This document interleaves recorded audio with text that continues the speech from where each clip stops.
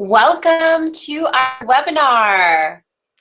Hello from Wisconsin. Hello, Julie. Hello, Linda. Hello, everyone who is logging in. Our webinar today is the Revolutionary Assistant with Joan Burge.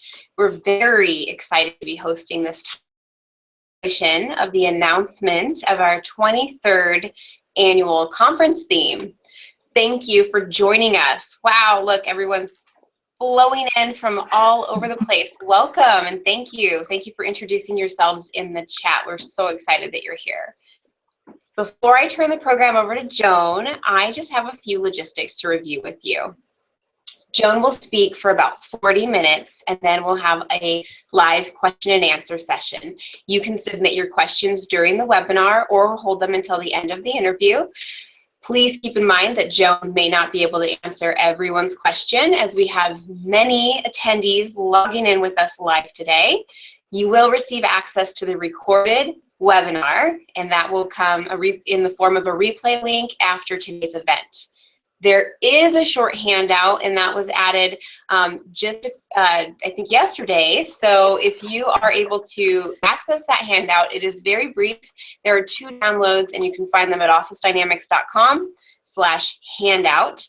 And we'll also put the link in the chat for you there so that you can access that at your convenience. But also be sure to take good notes. We will provide a certificate of completion, and that will be emailed within about 24 hours of today's webinar. So hang tight. If you did attend, you'll receive a certificate of completion later tomorrow afternoon. And perhaps you've seen our profiles on Facebook and Twitter go from red to purple this month. And what does that mean? Office Dynamics is not changing their corporate colors, but is November, and November is Pancreatic Cancer Awareness Month. And we are displaying our flags to wage hope at all of our desks and workstations here at the office. We are supporting this initiative, and we do every year in memory of Dave Burge, Joan's late husband, who had pancreatic cancer and who worked with us here at Office Dynamics as well and has been a supporter of Office Dynamics for as long as Joan had the business. So we are just remembering Dave this month, and we are sharing and raising awareness about pancreatic cancer during the Awareness Month. Less than 7% of those diagnosed with pancreatic cancer have a 5-year survival rate, which is astounding. So we just wanted to share a little bit of that with you and help you understand why we've gone purple the month of November. So now, I don't want to hold you up any longer. I would like to introduce Joan Burge, founder and CEO of Office Dynamics International. Joan Burge is an accomplished author, professional speaker, coach, and corporate trainer. Office Dynamics International is a global industry leader offering a broad range of solutions and providing high-performance, sophisticated executive and assistant training and coaching, now in our 25th year.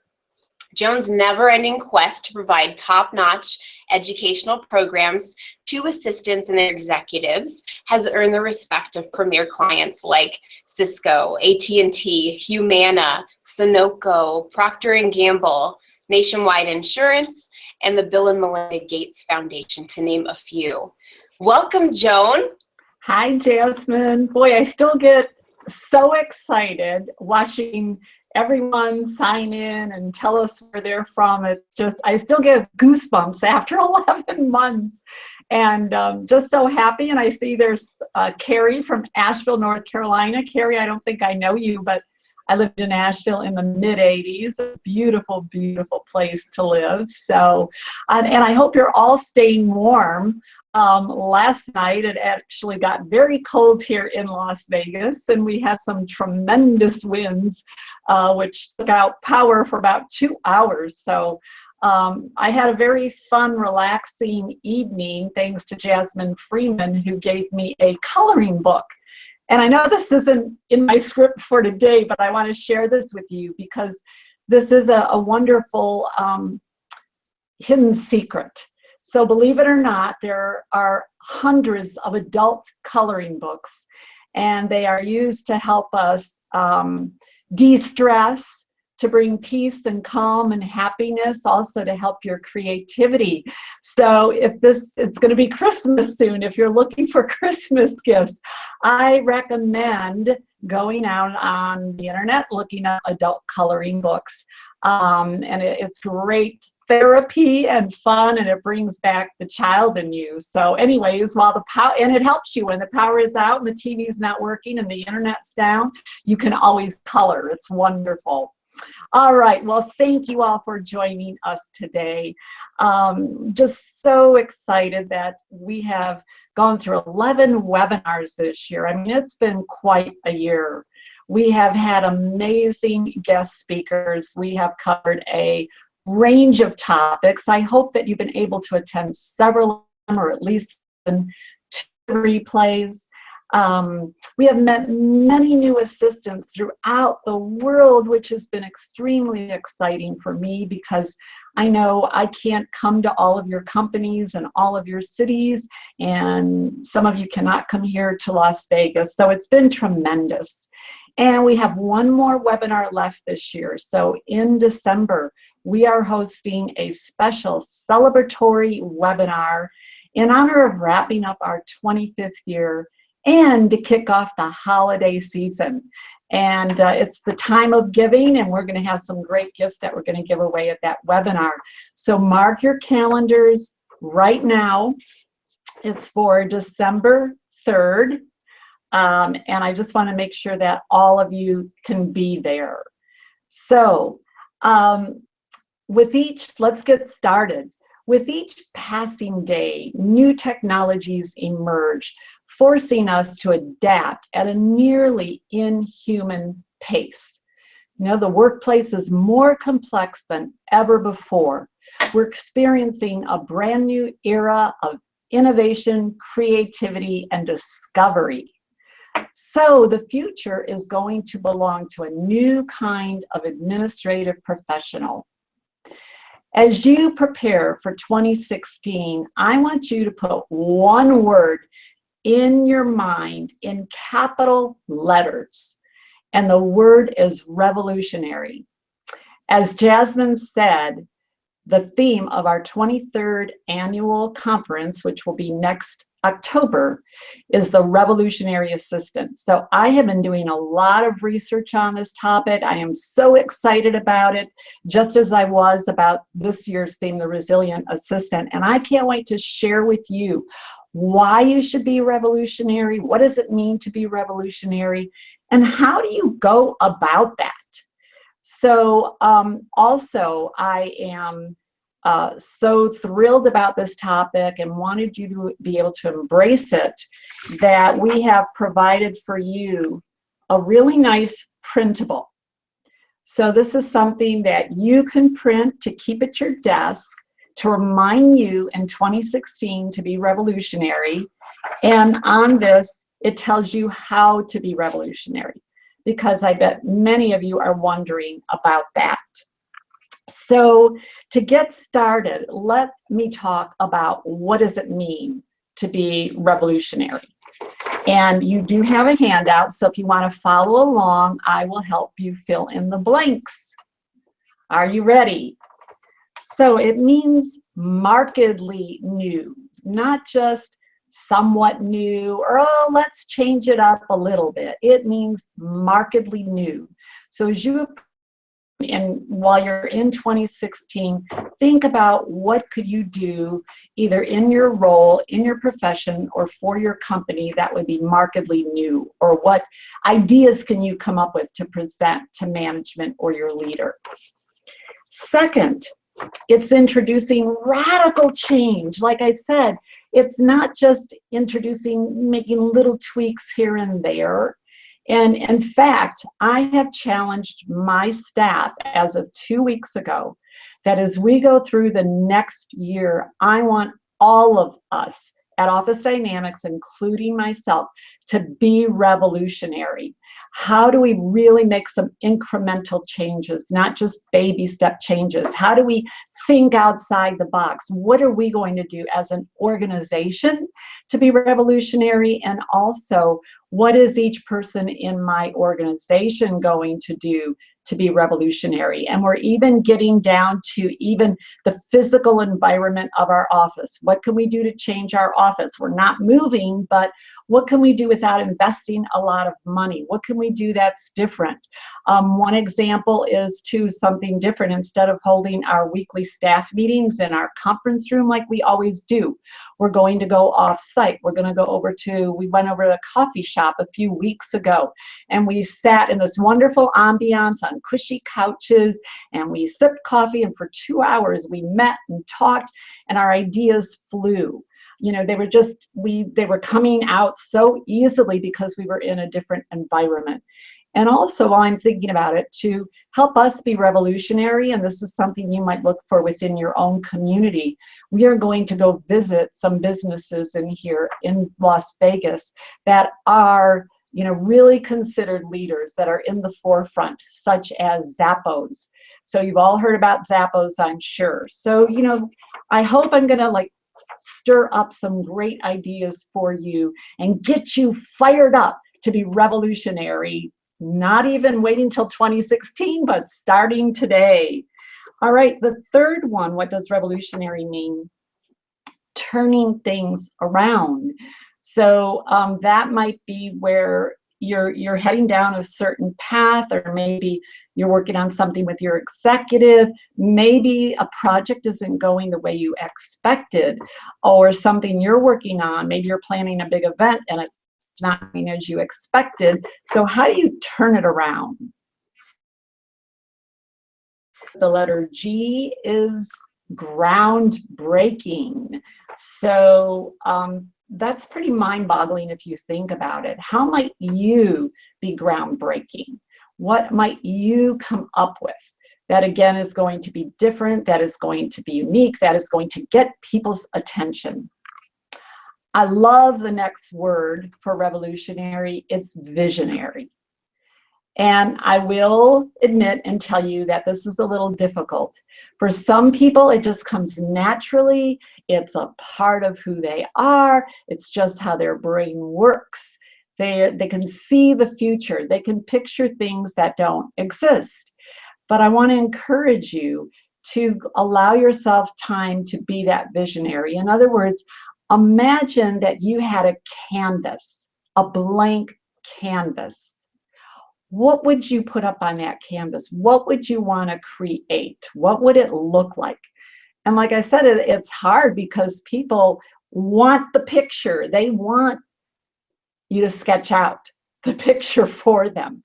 But if you're going to be revolutionary, you have to be the visionary. And I think, you know, for me, an easy example is how I was a revolutionary and a visionary in the training and development arena for administrative professionals. 25 years ago, there was no one really doing what I was doing 25 years ago. There were some big companies that were doing one-day workshops for assistants, but not of any real breadth and depth. They weren't doing much on-site training. So it was just something I saw a need. So that's the same thing too for you. If you're trying to figure out, how do I be that visionary? What's missing? What's missing from your workplace? What's missing from your department? What's missing from your relationship with your executives? I know that you know there is something better, and you just have to figure out what it is. Let's go on. What does revolutionary mean? There's two left. So the second last one is pioneer. So I'm sure you can think about some pioneers. If we think back to the really old days, how we had the pioneers traveling across the United States, going out west, going to unknown lands. I hear wonderful success stories from people who are immigrants who have come over to this country, or they came over to this country years ago with hardly nothing and didn't even speak our language. And today they are very, very successful. And I'm sorry, I have two left for you. The next definition is game changer. And I'll go through all of these for you because I notice some of you still need the answers. And the last one is to be a trailblazer. So let me run through those again. What does it mean to be revolutionary? Are you ready? Markedly new, introducing radical change, turning things around, groundbreaking. Next is to be a visionary, pioneer, game changer, and the last one is trailblazer.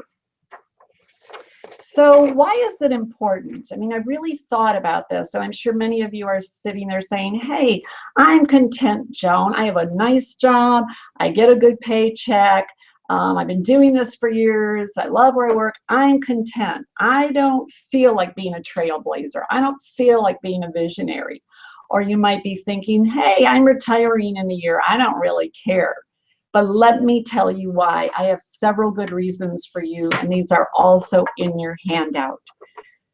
So one is to create opportunities for yourself. I mean, organizations and managers and executives are looking for employees who are innovative, who are, discovering new things and new ways of doing things and how to save money and how to streamline processes.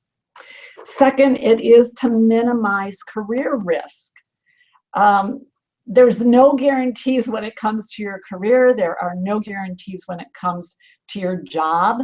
So this is going to help you minimize that because, again, if your company merges with another company, if there is downsizing, there is right sizing, whatever you want to call it today, organizations want to keep the employees who are really making a difference.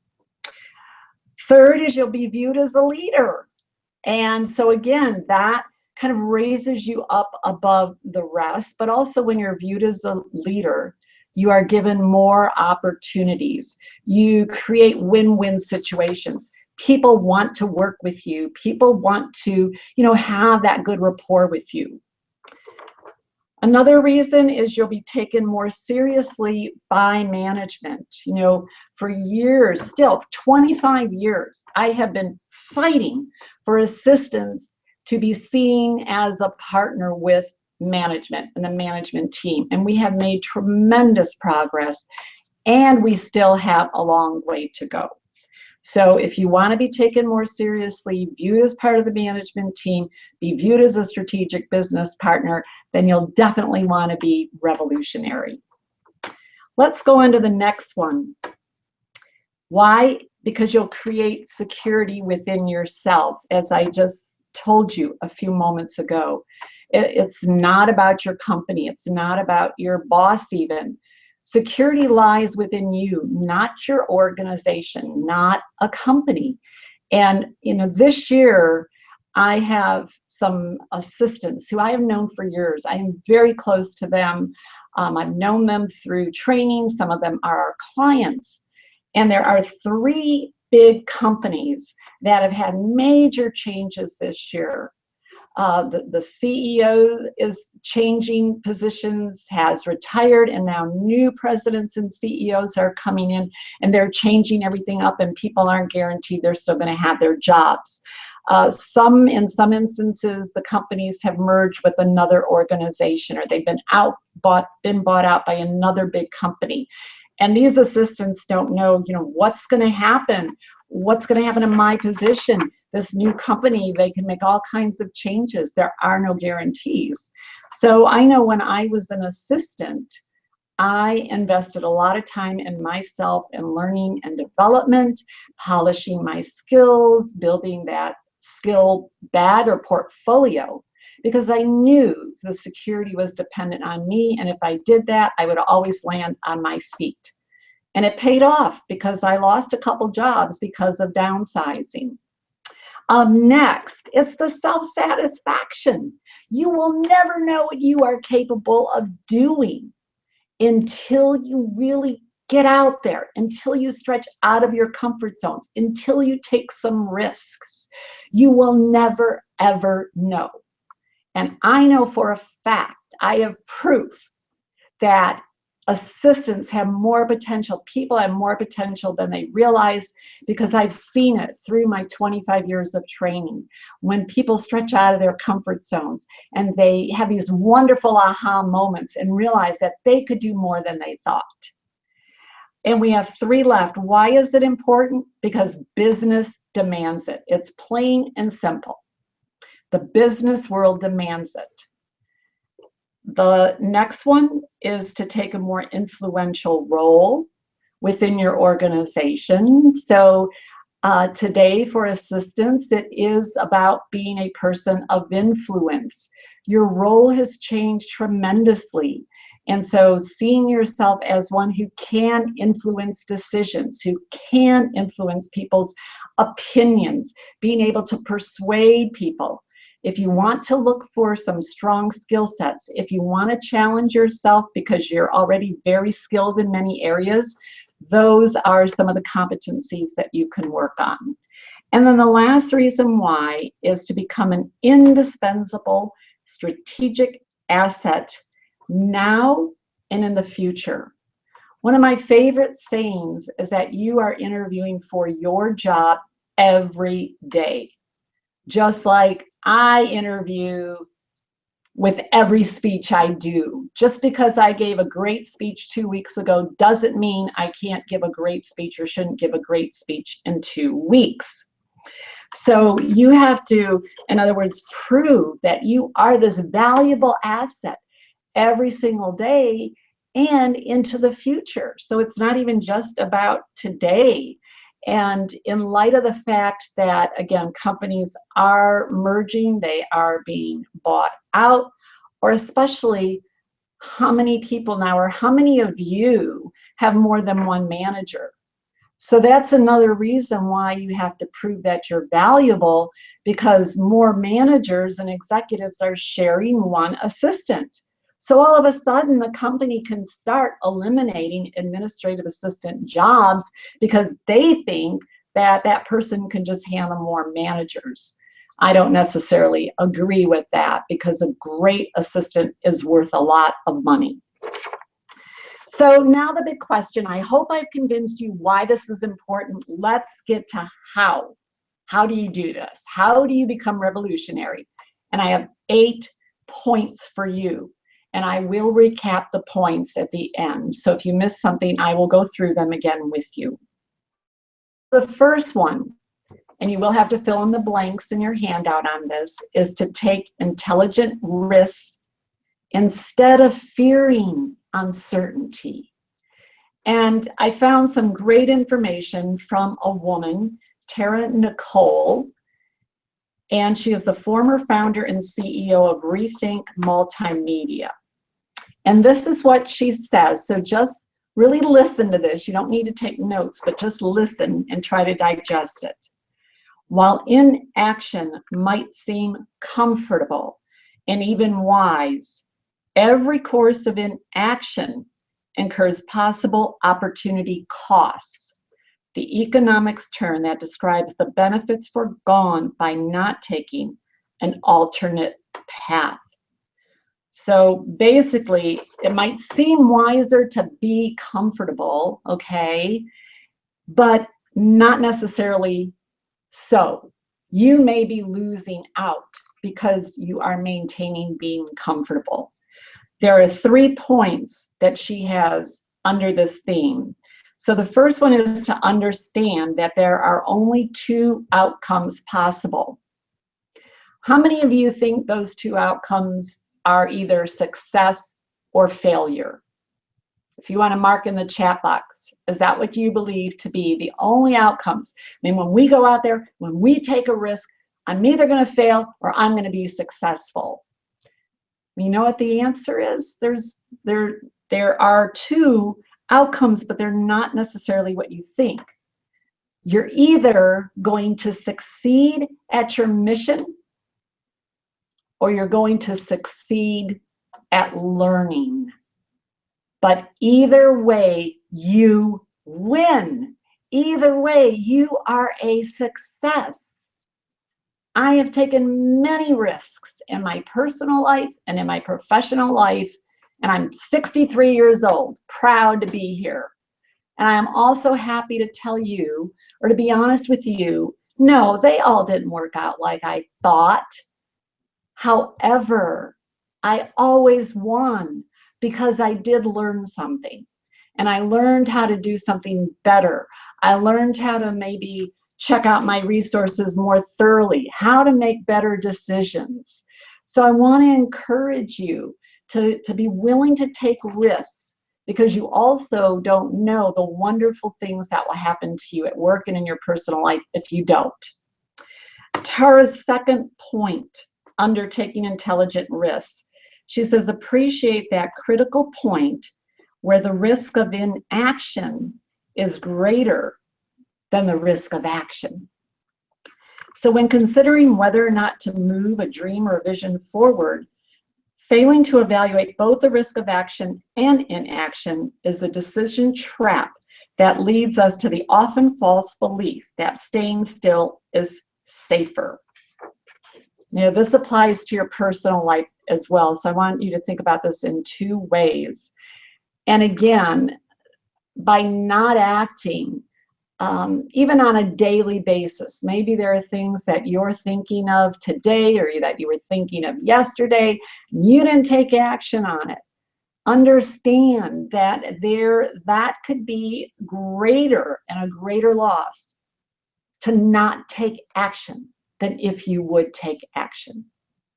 And then the third point for Tara, Nicole, is right size the risks of your worst case scenarios. And what she means by that is some of us get fixated and avoid even smart risks because we've envisioned our worst case scenarios. And they have paralyzed us into staying still rather than doing anything to endanger the success we've already achieved.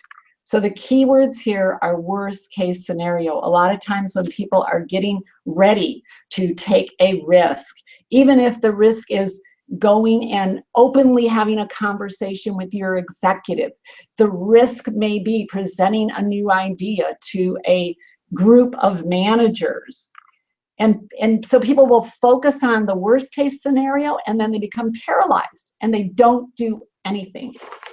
So my question to you is, when you think of the worst case scenario, what is it? So when you're getting ready to take a risk, ask yourself, yes, what is the worst case scenario? And then the second question is even more important. Is it really as bad or tragic as you think it is? The imagination plays a wonderful game on us. And what we do is we become consumed with the worst case, or how something is going to go wrong, or how we're not talented enough to do it. And then we scare ourselves, out of taking that risk. So yes, you do want to know what is the worst case of it, but think about, is it really as tragic as you're making it out to be? And in a lot of instances, it isn't. All right, let's go on to number 2.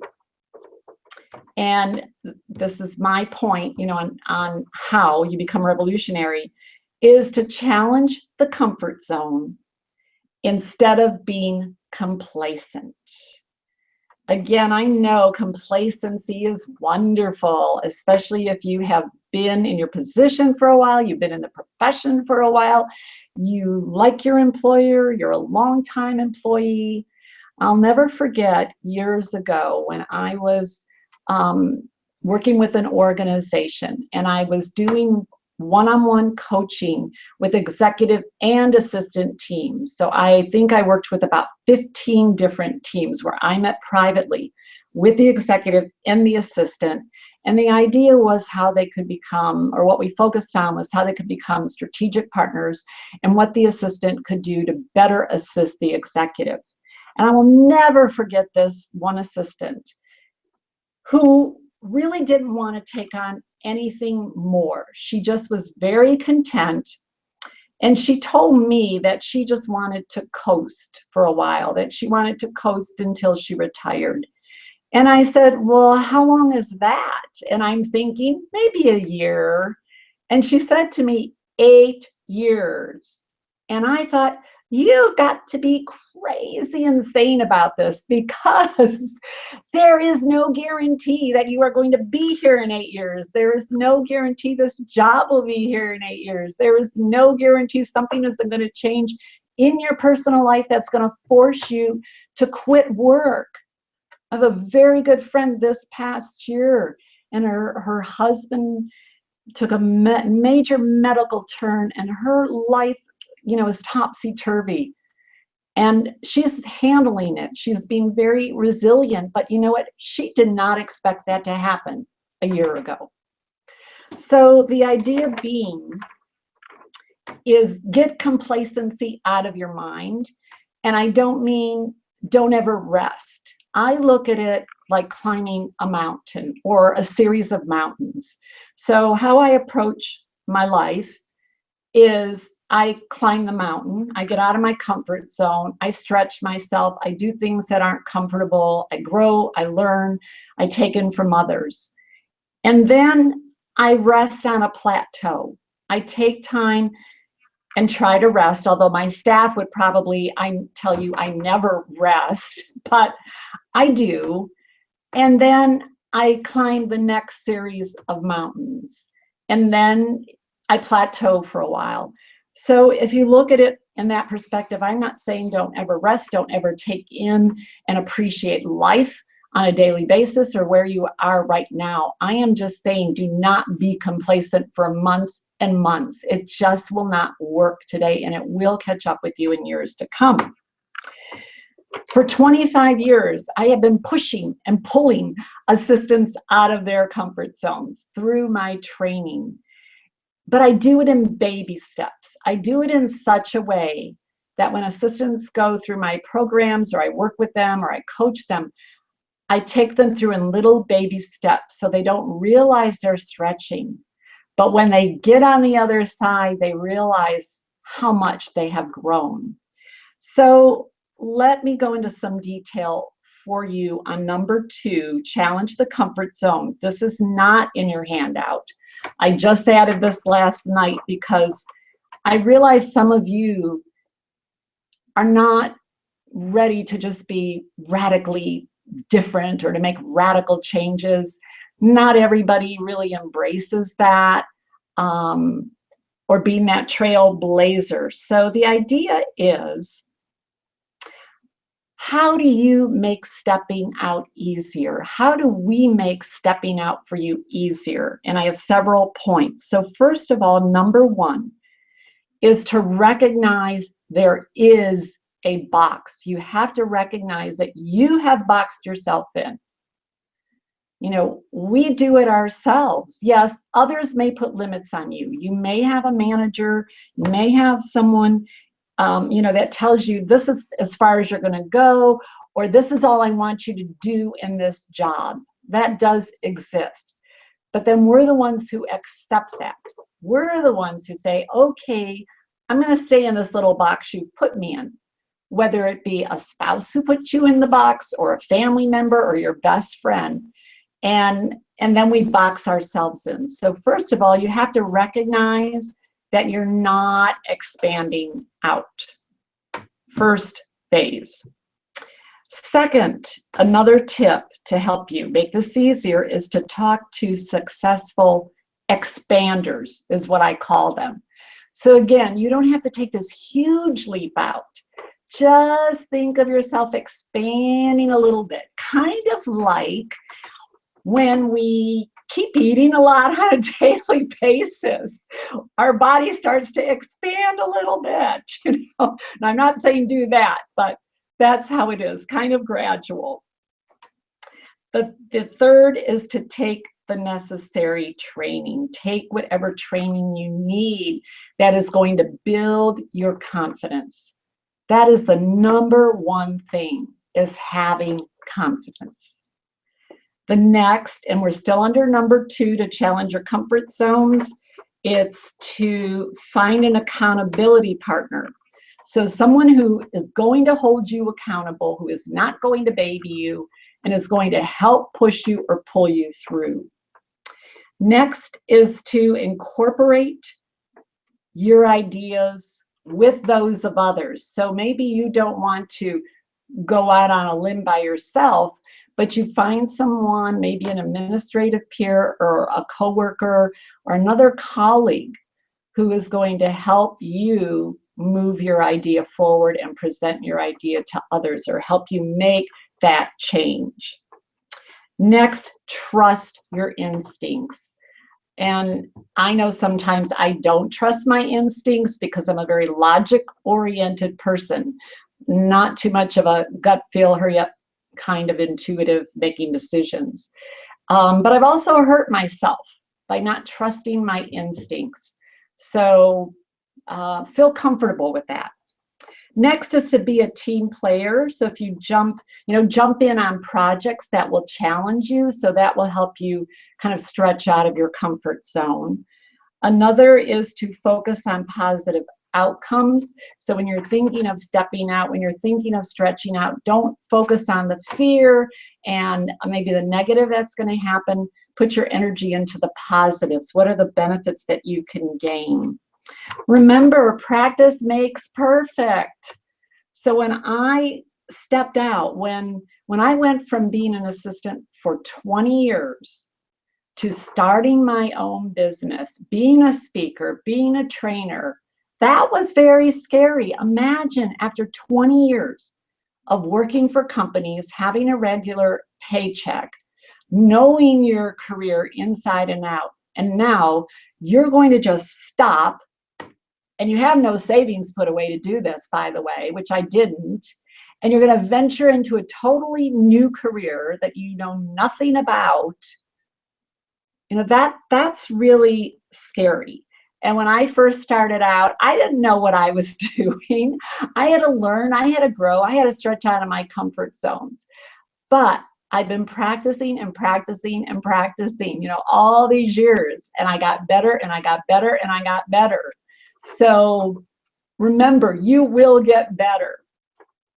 Next is to set aside time for self-analysis. So when you have stretched out, you've done different things, look at, you know, what worked well, what didn't work so well, where do I need to improve? Be sure to pat yourself on the back for your successes. And then practice in a safe setting, whatever it is you're going to do. So maybe, for example, you want to be this trailblazer and you want to really recommend some serious training in your organization for administrative professionals. And you're going to give this presentation to the executive team and you have PowerPoint slides. And so what you want to do is practice that in a safe setting. Get together some friends or people you know well, you know, practice in front of them, let them give you that feedback. Maybe it's that you want to really come out with some new radical ideas for you and your executive of how to work better together. And you're going to get ready to present that information to your executive. Same thing, practice, be in a safe setting, and get some positive, good, realistic feedback. All right, I better keep moving. I see it's 10:38, but that's an important one to challenge your comfort zones. So now we're on number 3 of how to be revolutionary. Number 3 is to engage in courageous communication instead of hiding from it. This is a huge one for assistants. Just huge. I can't tell you. Well, I could tell you over 700 assistants who answered one of our surveys about what they struggle with their partnership with their executive. Really, the core boiled down to having communication with their executive. In other words, if they were struggling with managing their executive's calendar or keeping their executives on track, or their executive not delegating enough to them, what it really boiled down to, having a courageous conversation with their executive about that struggle and coming up with ideas how to make that relationship better.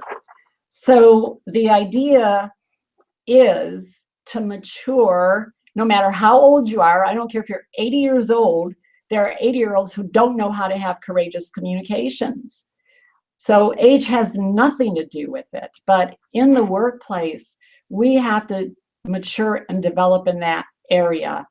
And especially in this day and age when people hide behind email because they cannot have an open, honest conversation. I have people tell me I hide behind email because I don't like conflict. So instead I email people. No, no, no, no. That can really blow up. Have that courage to have the conversations that you need to have, but you do want to think about what to say, how you're going to say it, how you're going to position it so you have the best outcome. And in fact, for our 2016 conference, I'm going to make sure that we find an awesome subject matter expert on how to have those kinds of conversations, not only with your boss, but with anyone in the workplace. Number 4 is to be an advocate for change and improvement instead of resisting it or merely adapting to it. So, you know, a lot of times we're going through changes, you know, daily. Well, daily you have little changes, right, in your schedules. Then there are bigger changes. And then your executives are changing things around. Maybe your company is going through change. And a lot of times you have a group of employees or people who resist it, and it takes them a while to finally say, okay, this is going to happen whether I like it or not. Other times we just kind of adapt to it, you know, because we have to. But if you're revolutionary, you're actually being an advocate. You are being a catalyst for change. You are creating the change. And just a couple weeks ago at our 2015 conference, I did a segment on being a warrior. And I shared with our attendees several administrative warriors that I know who have created change in their companies. They were advocates. They knew that something, you know, had to be different, had to change, that it could be better. And they were that advocate. And again, I know it's easy to say, I'm really busy, Joan. I don't have time. Let someone else do it. It's very true. It's very true. You are busy. And on the other side, though, there's great benefit when you become an advocate for change. And in many instances, those benefits come directly back to you. All right, let's go on to well, let me read through the first 4 in case you missed those. So how to be revolutionary. Number 1, take intelligent risks instead of fearing uncertainty. That was the fill in the blank. For number 2, it's challenge the comfort zone instead of being complacent.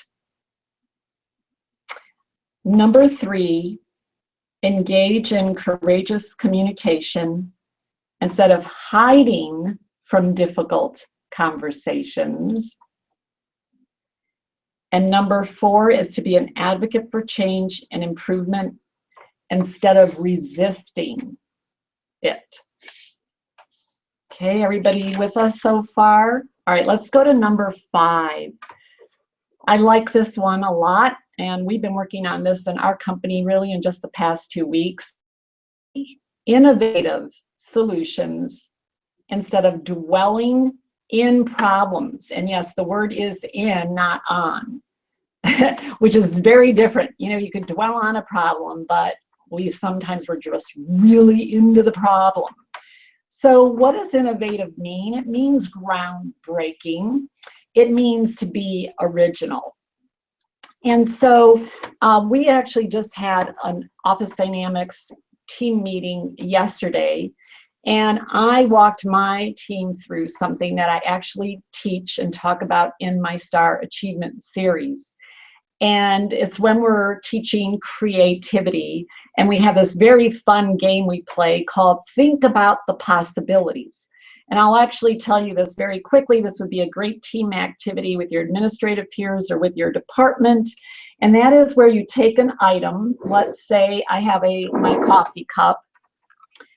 And you have 2 minutes, and everyone as a group, you have to think about the possibilities of what this could be, not what it is. So you think about, boy, if we made it really big, what could it be? If we made it really small, if we filled it at water, this could be a swimming pool for an ant.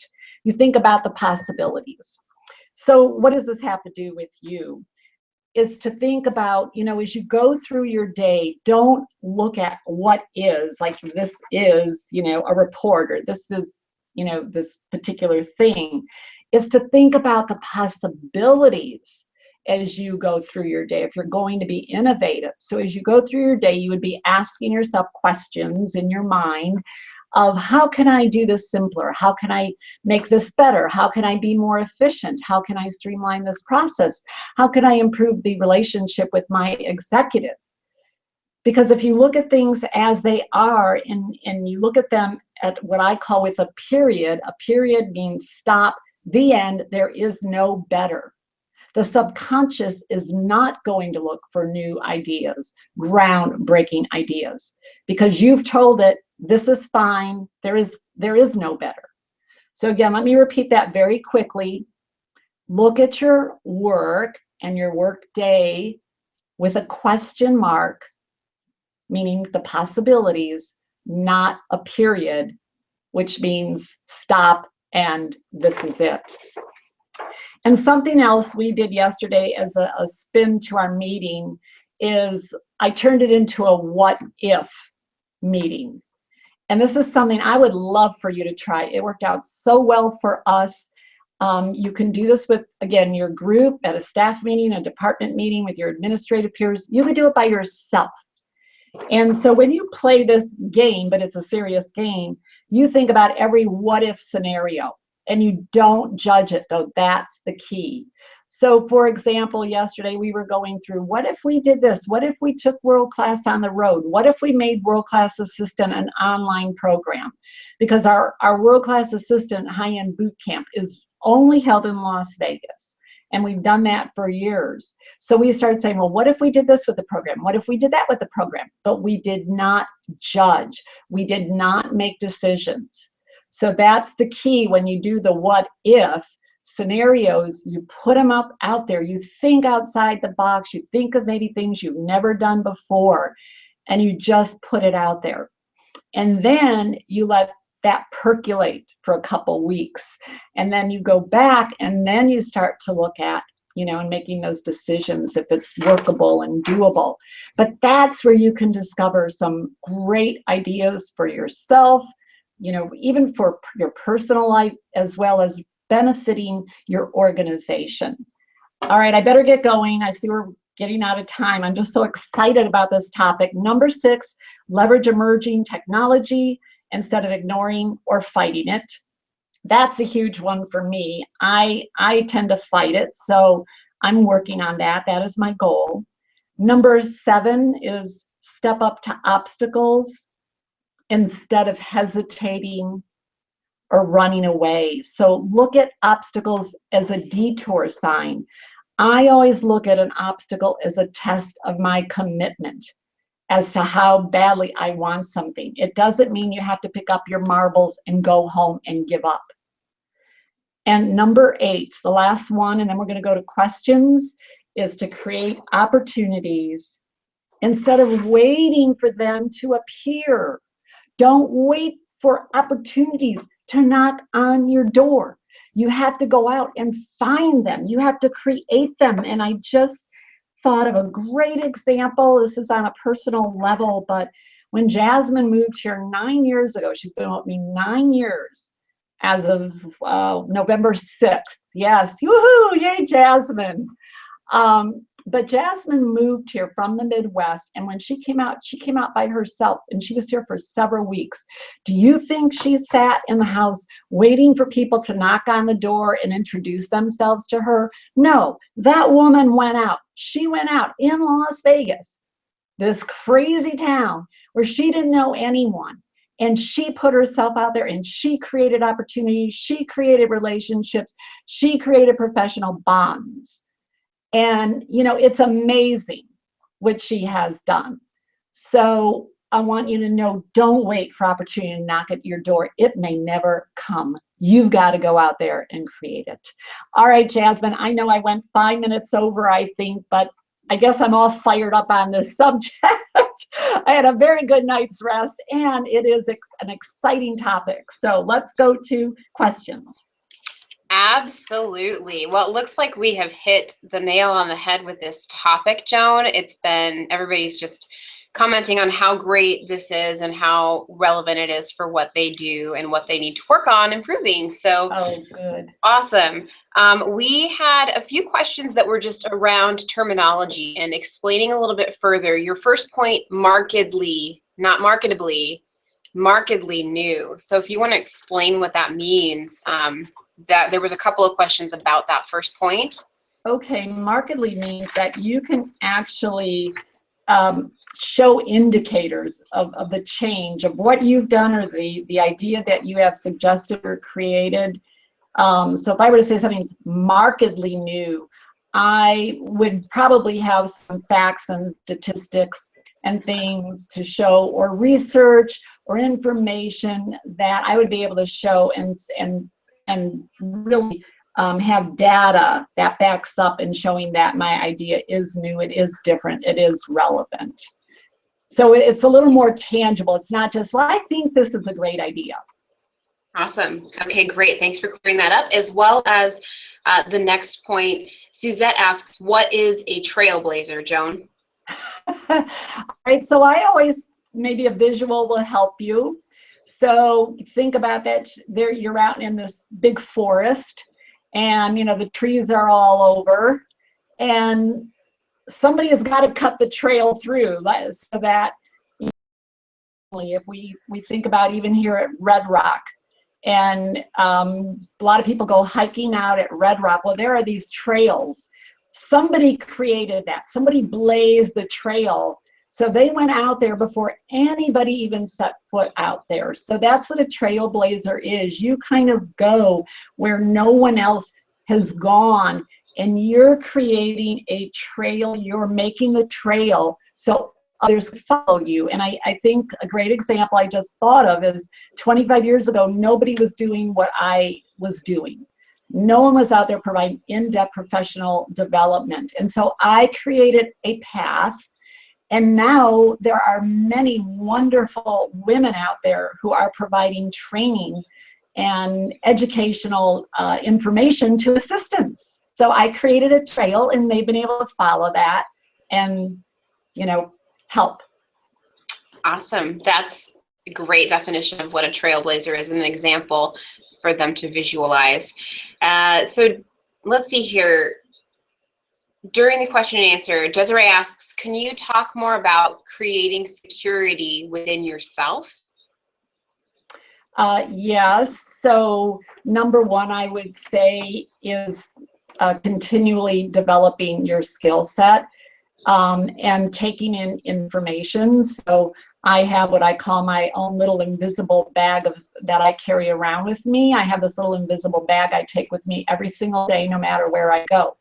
As I go through my day, I grasp as much information I can from anyone around me, from any source, both at work and in my personal life, and I just add that information and put it into my little bag. Maybe I don't need it today, but I might need it 6 months from now. So just daily take in, be a sponge, soak up everything you can, because knowledge, the more knowledgeable we are, the more security we tend to have. It's when we don't know things. So don't wait till you don't know something. The security within yourself is, always have a backup plan. Have your career portfolio in line, make sure your resume is in order, have a digital portfolio. Again, you never know. So we create security that way. You create security by maybe having some funds put aside, like in at least 2 months of maybe salary or income, or 3 months. So you have that financial cushion, and building that confidence within yourself, because when you're confident within you, and your networks, that's the other important thing. Make sure you have a lot of support, you build your networks, because then if there's anything that happens, you have people you could go to and people who will help you through. Excellent. Those are great ways of building your confidence and your security. Keisha says, I always feel like a super assistant after attending Office Dynamics webinars. That is incredible. I love that. Yay, And thank you. Darla says, I tuned in late. Can I have the first 8 bullet points? Darla, if you tuned in that late, I would recommend watching the replay because there were only 8 bullet points. So definitely watch the replay. It's well worth your time to watch the replay. And everybody will be getting a replay link after today's event. So don't worry about that. Also, let's see here, Barbara asked a question and she got a lot of support there when she asked her question of others saying, yes, that's a great question. I want to know that as well. So she says, I know there's a lot of room for improvement. It can be hard for me to see those areas. What advice do you have for brainstorming on areas of improvement when things appear to be going smoothly already? Get feedback from your executive. That's number one. And we even use some tools that I use in my coaching. Actually, we've now added my coaching tools or assessments to our new executive and assistants working in partnership guide. It just came out in October. So the tools that I use, in other words, they're assessments and things I have executives fill out so that we could really find out their perspective on where they think their assistant needs to grow and where they think their assistant excels. And this is not to get pay raises or promotions. This is strictly for professional development. So that's one thing. If you have my guide, definitely go to the back of the book. There are 2 or 3 tools I have for you. Short of that, ask your executive. Ask them, where do I excel? What am I good at? And what are the areas? Please tell me 3 areas or 6 areas. Don't say, what are the areas I could improve upon? Say, tell me, what are 6 areas that you would like me to focus on in 2016? Because they see things that you don't see in yourselves. The other is, I know what one assistant did is she put together, or used one of my assessment tools actually. She handed it out to 20 people. She knew the company who she worked with often, and she wanted to get feedback from 20 people. And it's the 360 feedback. You're getting input from several people who know you very well, and your blind spots will come out immediately. Excellent, thank you. And a few people asked about that guide, and if you asked about the guide and where you can find it, our Office Dynamics webinar administrator has put the link in the chat for you there, so you can check that out. Another question that was really popular and got a lot of support from other attendees was from Joyce, and she asks, Joan, how can I be revolutionary when I don't even have time to do my job? That's very good. So one thing is, revolutionary actually takes place in your mind. So I know that's not the answer you would expect, but it really does. So when I'm a trailblazer or those kinds of things that I've talked about, it takes place in my mind. And so, but you have to put the question mark in your mind first. So now what I would do after today is I would have this little question on my mind of, how am I going to be a trailblazer? How can I switch things up? How can I make a difference? What processes need improving? What needs improving in my relationship with my executive? Ask those kinds of questions, not, instead of thinking, right, I don't have time for this. You've got to put a question mark in your mind. And what happens is your subconscious works on its own to give you answers. So when you least expect it, you'll be maybe getting ready in the morning, you're in the shower, that's when I'll get answers. When I'm driving down the street, I'll get an answer to something. When I'm in the supermarket, because I'll see something that will trigger an answer for me. The other is you have to really want it in your heart. Sometimes maybe find your favorite time of day. So for example, early morning is the best time of day for me because my mind isn't loaded with a lot of to-dos. So I have my cup of coffee. When the weather's nice, I sit outside. And even if you have a family, just go find your own little private place or whatever works for you. Just let your mind kind of percolate is a word we use. We're always so rigid and so busy looking at our to-do lists, but start with a question mark, and I know you will find ways to make it happen. And also, sorry, one more thing, look at the benefits. Again, instead of thinking, I don't have time to do this, I don't have time to do this, what will be the long-term payoff, the long-term benefit to you. Great.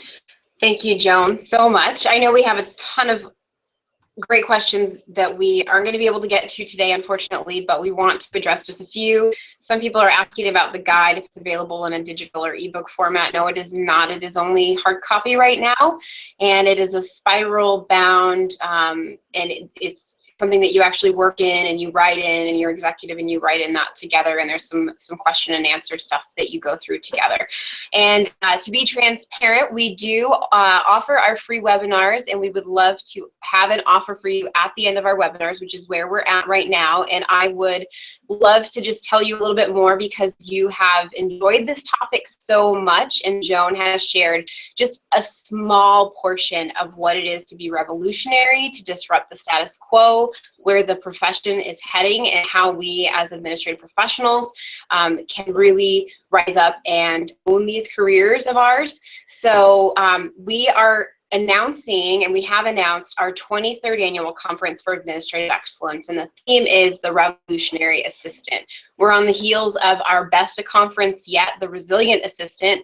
It had crazy great reviews. I mean, the event just went over so well, and we're really excited about what's shaping up for 2016. So right now, anybody that is on the webinar is going to get a special offer. So if you register for our 2016 conference before the end of the month, so before the end of November, we are offering, and because there's a holiday in there, Joan, maybe we'll push it until the end of the year and offer it until December 31st.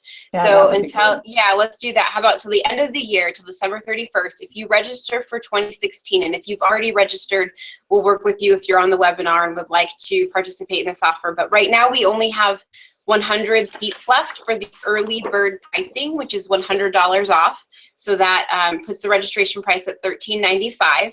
We have a VIP code, so you get VIP 100 is your coupon code, and we'll send these details out. So you can get an extra $100 off of the early bird price. If the early bird price is still valid, like I said, it's only good for 100 more seats. So once those 100 seats are gone, then we go to our full pricing, but your VIP 100 discount would still work.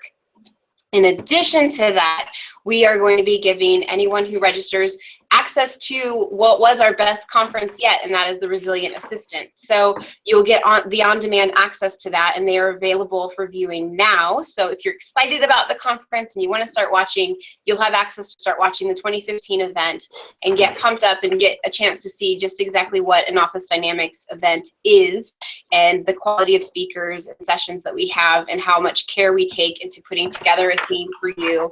So I hope that you will be able to take advantage of that and join us in 2016, because we are we're ready for the challenge. We're ready to rise up and plan an even better event for 2016 than we did for 2015. It's what we do every year. It's part of being revolutionary for us, is to always challenge ourselves and grow. Joan, is there anything else that you would like to share about that or about the event? There is. I have a couple things actually, because I've been watching the chat box as well. And as far as the conference next year, we're also being revolutionary by going to the Strip for the first time. We have not done that, and we've always been out at Red Rock Resort, which has been beautiful. That's out in West Las Vegas, gorgeous. But we've had assistants say to us, oh, can we be on the Strip? Can't we be on the Strip? So we're being revolutionary this year. We're doing something we have never done, and that's going down to the Delano. Did I say it correctly? You did, yeah. Yeah. So that's going to be a big change for us, because we don't, we've got to get used to that property. So that's going to be exciting. I am very excited. We already have a couple of our speakers locked in, or know who they're going to be for next year.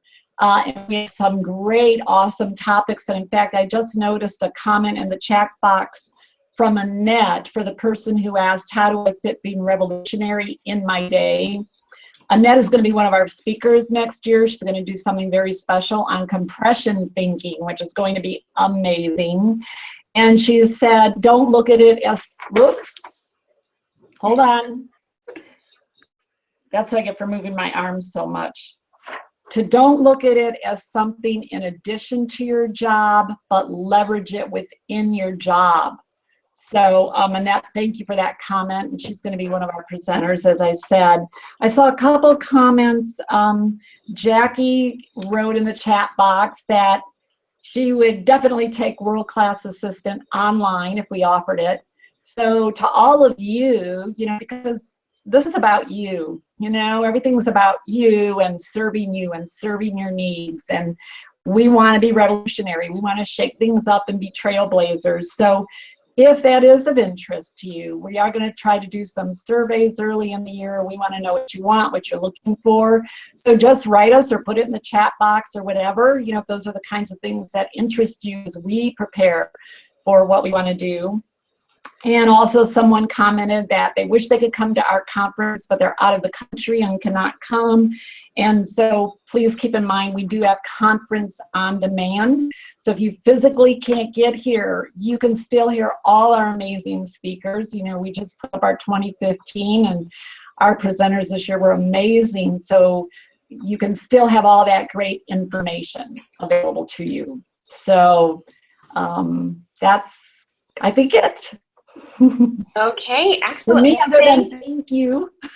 Yes, thank you so much for hanging out with us, and for the 700 plus of you that are still online, thank you for staying a little over just to hear a little bit more about what we've got lined up for you. 2016 is going to be awesome. We have one more free webinar this year. I think it's already on the website for sign up under officedynamics.com/webinars, and we would just love to kind of and cap the year with that final celebration before we all get ready to jump into what will be a revolutionary year in 2016. So thank you for attending. Joe, I know you want to give everyone Thanksgiving wishes. Oh, yes, I just noticed that. Yes, it's Thanksgiving already. So we are so grateful for you. We wouldn't be here without you. So first of all, I want to express my sincerest gratitude and hope that you are going to really make some time next week to be with your family, your friends, eat amazing food, and just wish all of you a very happy and safe Thanksgiving from all the Office Dynamics team. Yes, thank you. Enjoy the rest everyone. of your day. Bye. Bye.